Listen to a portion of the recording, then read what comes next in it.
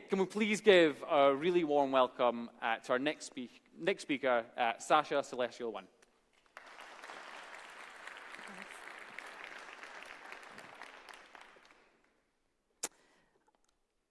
Hello, I'm Saasha, Celestial One, and I'm the co-founder of Olio, the food sharing revolution.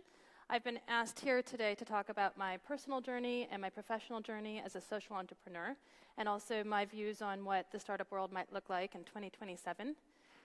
Just for the avoidance of doubt, Celestial One is my last name. My parents were really big hippies, and they made it up and put it on my birth certificate, and that was just the first of many things they did to me as a child. I grew up I was born actually in that small 2-room cabin there in the upper corner of the screen, and that was also where my parents started their social entrepreneurship journey. They founded Frontier, a wholesale herbs and spices company that was established as a cooperative and returned all of its profits to their suppliers and to their customers. As the eldest of 6 children and the daughter of fledgling idealistic entrepreneurs, my life was pretty chaotic as a child, and I also grew up pretty poor. I spent a lot of my time going around following my mother to houses that were being torn down and collecting things of value that were going to be thrown away. We'd take them home, fix them up, and sell them on.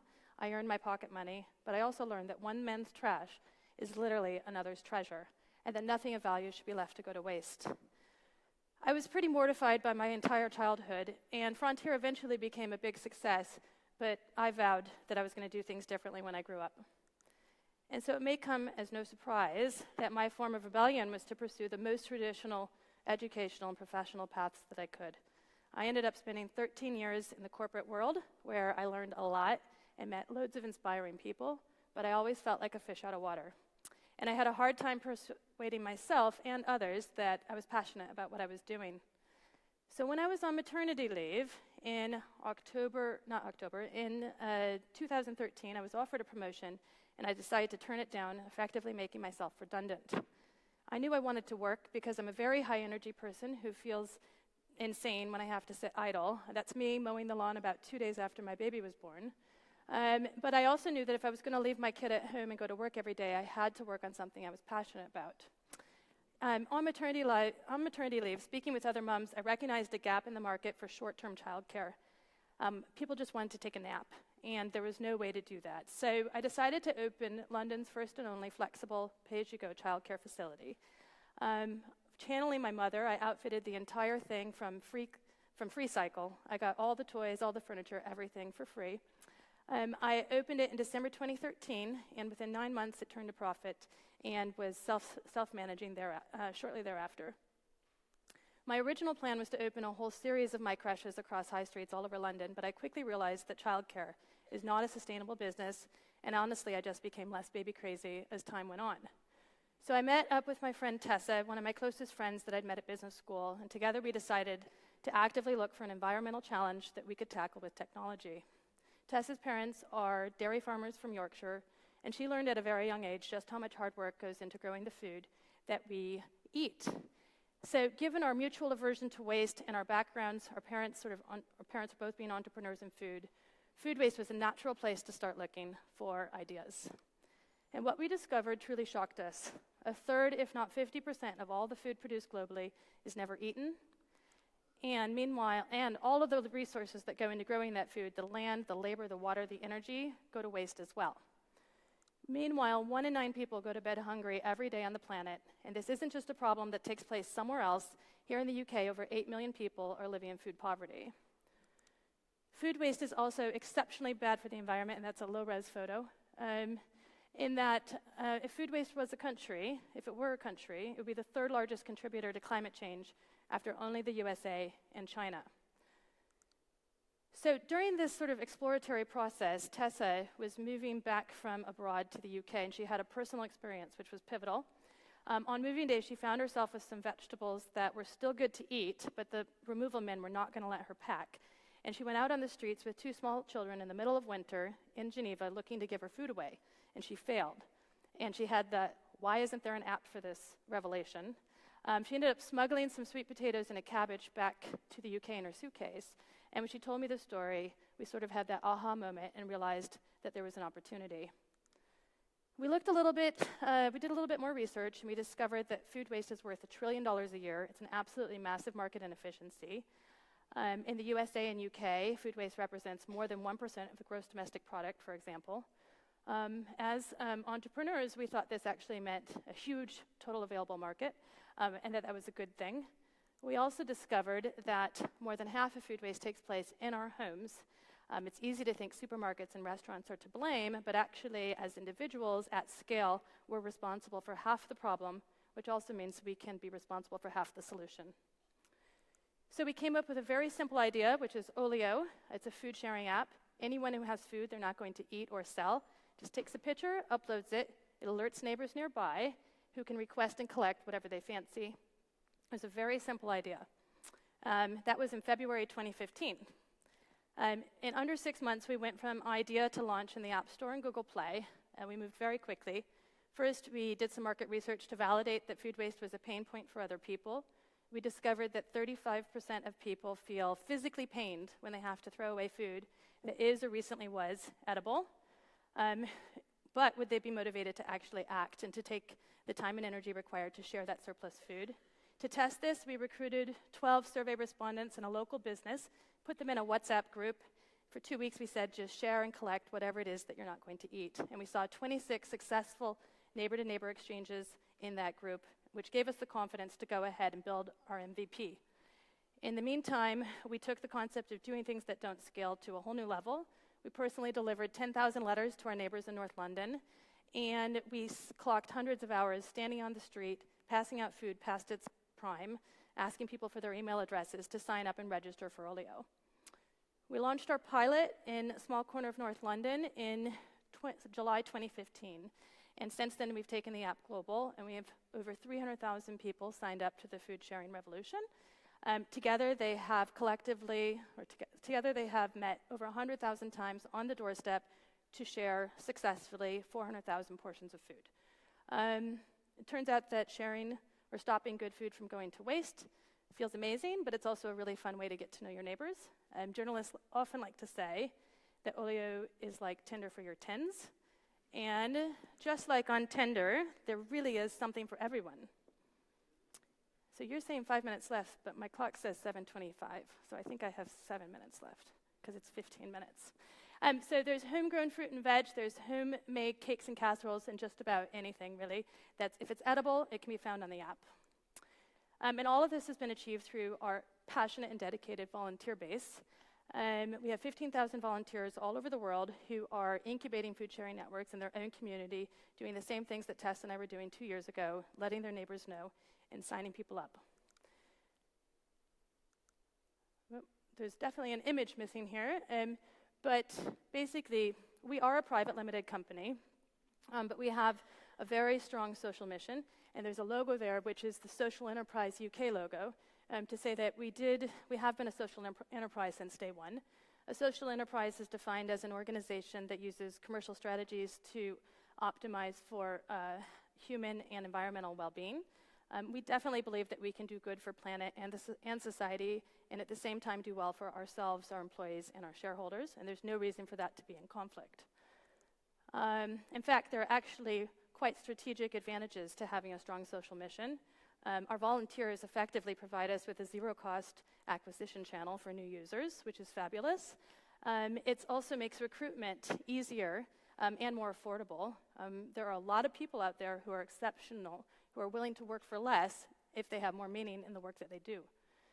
It also has meant that we've been able to get a lot of organic press coverage. Our story of two moms on a mission to save the planet really resonates with the media and their audiences. We've had over 500 pieces of organic press coverage since we started. However, there are some challenges, and usually that's because people aren't sure who we are and they're suspicious of our motives. On the one hand, nonprofits think that we're a sort of sheep in wolf's clothing backed by VCs, and that our authenticity of our mission may not be for real. And we had to work really hard to earn the trust of the nonprofit sector and for them to advocate for Olio as a real solution to food waste.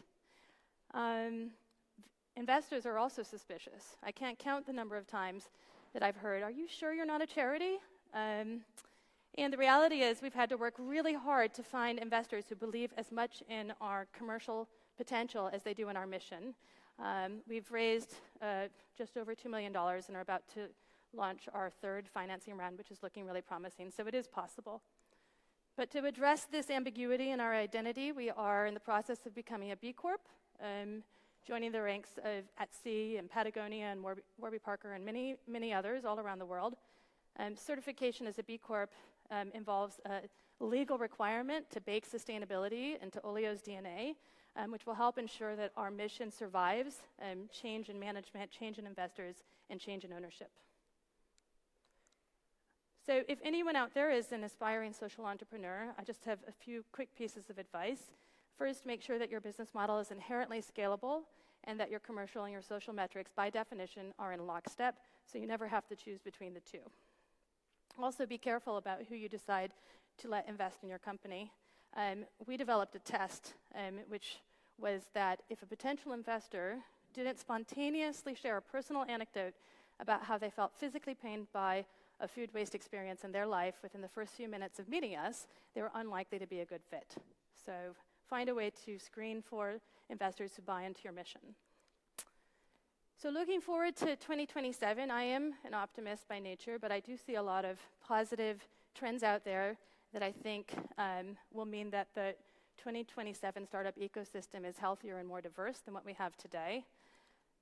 First, consumer demand for sustainable products and services is continuing to grow, and that will drive companies to operate in a more sustainable way.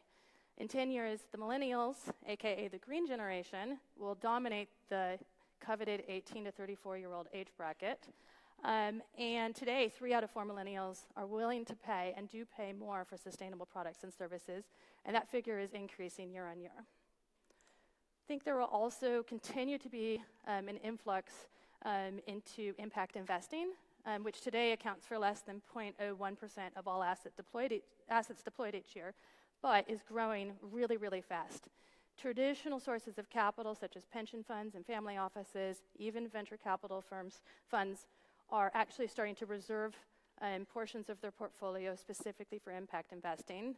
And meanwhile, foundations, which have typically invested in nonprofit activities, are starting to recognize that actually they can achieve their impact objectives efficiently as well through investment in private companies.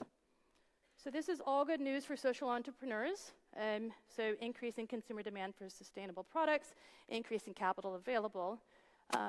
And there's a lot of evidence to show that social entrepreneurship attracts entrepreneurs from a much more diverse spectrum of society than the traditional white male Silicon Valley stereotype. In fact, in the UK, half of all social entrepreneurs are female, and social enterprises are 6 times as likely to have senior leadership teams which have ethnic minorities on them than traditional businesses. And of course, in my future, there's millions of Olio food sharing networks all around the world, and that everyone has enough to eat as a result of food being efficiently redistributed from where there is food surplus to where there are people who need it. Today, even today, we could feed every hungry person on the planet on less than a quarter of the food that's wasted in the USA and UK. My hope is that with food sharing networks such as Olio, we can start to really solve the problem of hunger. And in the process, not destroy our planet to grow food that is never eaten and ends up in landfill.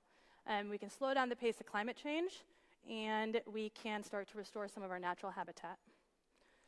So that's the world that I see in 2027. As I'm sure you have all seen this before, Gandhi once said, "You must be the change you want to see in the world," and that's a belief that motivates me every single day to wake up and pour my heart and soul into Olio and to solving a problem that I believe is one of the biggest facing mankind today. In closing, I would ask you, what world do you want to see in 2027? That's it. Thank you.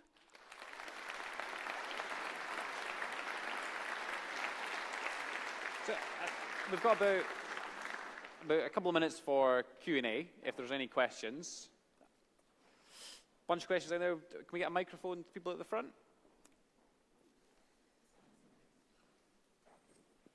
Hello. Great talk. Quick question is, obviously you said you built an MVP, okay? I'm assuming that you're a non-technical founder. How did you find that process? Sorry, I can't see where the question is coming from. Oh, Just hi. right over there. It's a Did very we not? bright Did light. we have a technical co-founder? Or Yeah, no, no? well, obviously you mentioned that you built an MVP. Okay, Yes. so you went from a very commercial background and you went to a tech founder. So how have you found building the MVP and getting it to an actual physical product? What we did is we found a small agency in Bristol called Simple Web who really believed in what we were doing, and in exchange for a small equity stake in Olio, built the MVP basically at a significantly reduced rate. We recognized early on that although it's a tech product, it actually, for example, we did that WhatsApp trial. When we debriefed everyone, they basically told us it didn't need to be much more sophisticated than a WhatsApp group for it to work. I think what makes what the real sort of unique thing about Olio is the network of its users and the volunteers as opposed to the underlying tech product. So we haven't focused as much on the technical side of it as you might otherwise with a different application. Does that make sense? Another question right here. Thanks very much. That was really, really great. When you were talking about kind of skirting the line between the fact that you're a limited company and socially impact-driven, how did those conversations go when you are looking for funding? Because you have such a short amount of time often. So what kinds of tactics did you use to highlight both the business angle but stressing the impact angle? Does that make sense? Well, I think it's a know your audience situation. So if you're speaking to like traditional VC investors, then they're really not interested in the impact for the most part at all. That's just a happy side effect. If you're speaking to government agencies that may be providing grants or pure sort of impact funds, they're much less interested in your monetization plans. So it's about knowing your audience and having pre-prepared the answer to the question, are you sure you're not a charity? And, are you sure you're really going to be able to make some money, et cetera? Another question at the front. Hi. How is it that Olio or maybe other social enterprises show that they're going to make a profit to investors? How have we shown that we're going to make a profit? Yeah. We haven't yet. Okay. Or how would you recommend? No, I'm just teasing. You have to have. You have to have a form of hypotheses about how eventually you're going to make money, and to be able to demonstrate parallels in other companies and other industries to legitimize those hypotheses.